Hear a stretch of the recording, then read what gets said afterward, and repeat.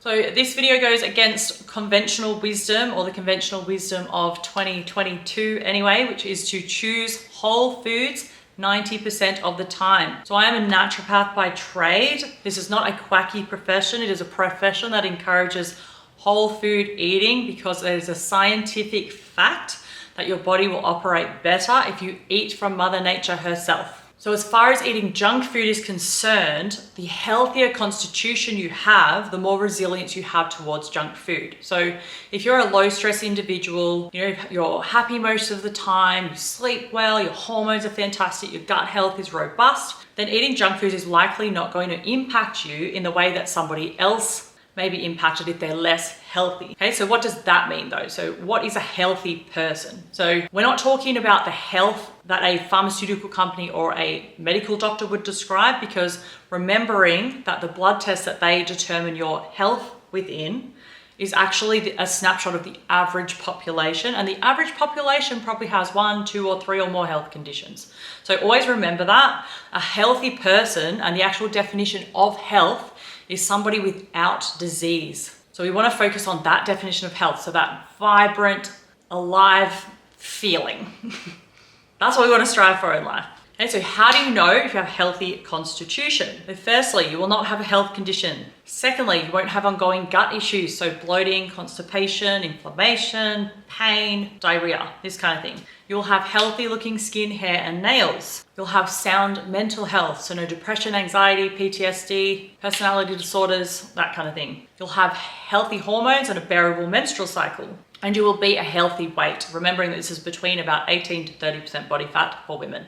So it's not a crime to have any of those things. As I worked through all of this, I had all of those categories, tick, tick, tick, tick, tick, sometimes 1 or 2 or 3 things from each category. So I am not a perfect health person. I've had a lot of stress in my life, but that's why I have the authority to teach you this stuff now.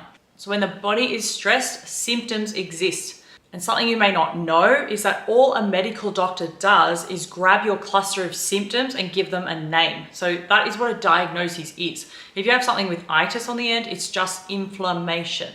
If you have something with syndrome, it means we don't know what it is. It's a cluster of symptoms. So chronic fatigue syndrome, we don't know what it is.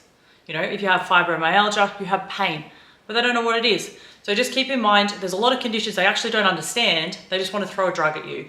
There's nothing wrong with taking the drug, because in many cases it can improve your quality of life, but is an indication that your body's health is starting to fail. And in this modern day, it has been established through the science of epigenetics that actually only about 5% of our current status in health is due to genetics. So it used to be that everything we get is just genetic. Yes, there has to be a genetic blueprint existing in your body for a condition to manifest. What actually triggers that health condition to express itself is the environment. And what is the number one thing that you have control over in your environment? That is your food. And also keep in mind that corporations are profit-based.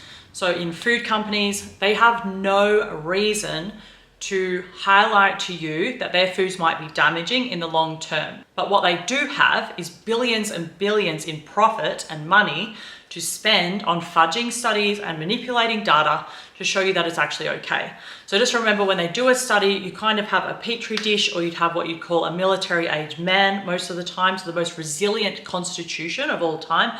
And then they'll say, see, we put the thing in the dish or in the body and there was no negative health outcome. But it's not quite that simple, because we don't actually just exist as military age men. For example, where we are women, we're very different. Our hormones are completely different to that of a man's. And secondly, we aren't petri dishes. We have multiple things going through the body. So it's not that simple. You want to clean up your environment. Also, something I want to highlight is they do not compare a healthy whole food diet to any other type of diet, because they consider it to be unethical. So that pretty much means, 1, they know that the healthy whole food diet will prevail, but that has absolutely no benefit to them and their profits. So they're not committing any crimes here. They're just manipulating the perception around things so that we don't fully understand it. Because if we're confused and we don't understand, we're going to buy the Doritos. We're not going to eat the apple, we're going to buy the Doritos, because the Doritos taste better. So now you're probably thinking, what about animal products causing cancer? What about fruit having too much sugar? What about dairy being inflammatory? What about eggs having cholesterol? What about fat making me fat? What about lectins? Don't they ruin my gut? Isn't veganism the best thing that we can do in the future? But I hear you, crazy world out there. But always remembering what I said about having a healthy whole food diet that involves all of the foods that we've been eating since the dawn of time. This is always going to prevail. And then also back to the kind of influencer discussion we had before. If somebody's a doctor and they want to have some type of breakthrough, they probably are going to produce a book saying don't eat beans because beans are the problem. And then somebody else will say don't eat sugar, sugar's the problem. They tell you that animal protein is bad, but what they don't tell you is they're talking about the standard American diet, which involves bacon, burger meat, which is not always, it's not grass-fed beef, They're talking about salami, which is made in the worst fashion when you're outside of Europe. If you just had grass-fed organic meat, chicken, lean turkey, eggs, this is absolutely not going to kill you. How do you think we made it through millions of years of evolution? So always think back to what the body's been eating since the dawn of time. Before these diseases existed. Now we have a heap of diseases, and what has changed? Yeah, important to understand the fundamentals because it really helps you to decipher what you should be doing. You can eat the apple even though it has sugar because it also comes with fiber. It's not going to spike your blood sugar in the same way that a whole bag of red frogs will. And it's also not going to mess with your metabolism or mess with your hunger hormones and cause you to eat more than what you need. You could easily eat a whole bag of red frogs, but it's very hard to eat the equivalent sugar in apples because you'd have to eat 4 of them. You get over them very quickly because Mother Nature designed them. Mother Nature knows what the body needs and the body takes what it needs from it and then it says, hi, we're full. Okay, so eat processed food on occasion. If you eat a lot of processed food, don't be upset with yourself. Don't try and cut it all out in one go. You just want to make little changes. So let's just say you have 10 what you would consider junk food meals a week. Go to 9, then go to 8, then go to 7.